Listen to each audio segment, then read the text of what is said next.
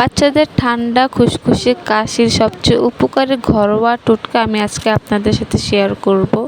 আমার মেয়ের সর্দি কাশি হলে আমি এই ঘরোয়া টোটকাটি ব্যবহার করি, যা কিন্তু খুবই খুবই খুবই উপকারী। তো চলুন আপনাদের সাথে রেসিপিটি শেয়ার করি। এখানে আমি কিছু আদা কুচি, তুলসী পাতা, লবঙ্গ এবং এলাচ নিয়েছি এবং এগুলো আমি একটা ছেঁচনিতে নিয়ে ভালো করে ছেঁচে নেব।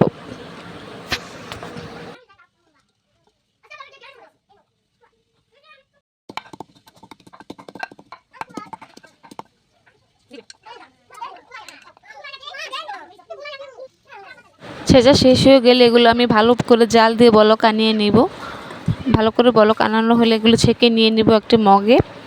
এরপর এখানে আমি কিছুটা মধু মিশিয়ে নেব। আপনারা যে কোনো ব্র্যান্ডের যে কোনো মধু মিলাতে পারেন। আমি সাফোলা ব্র্যান্ডের মধুটা নিয়েছি। এক চামচ মধু দিয়ে দেবো এবং 1 চামচ পরিমাণ লেবুর রস মিশিয়ে দেব। এটা এখন ভালোভাবে মিশিয়ে দিনে 2 থেকে 3 বার বাচ্চাদের নিয়মিত কিছুটা কুসুম গরম অবস্থায় খাওয়ানোর চেষ্টা করবেন এবং পাশাপাশি ডাক্তার বা ওষুধের পাশাপাশি আপনারা এটা খাওয়াতে পারেন। এটা খুবই খুবই খুবই উপকারী। এটা আপনারা বড়রাও খেতে পারবেন।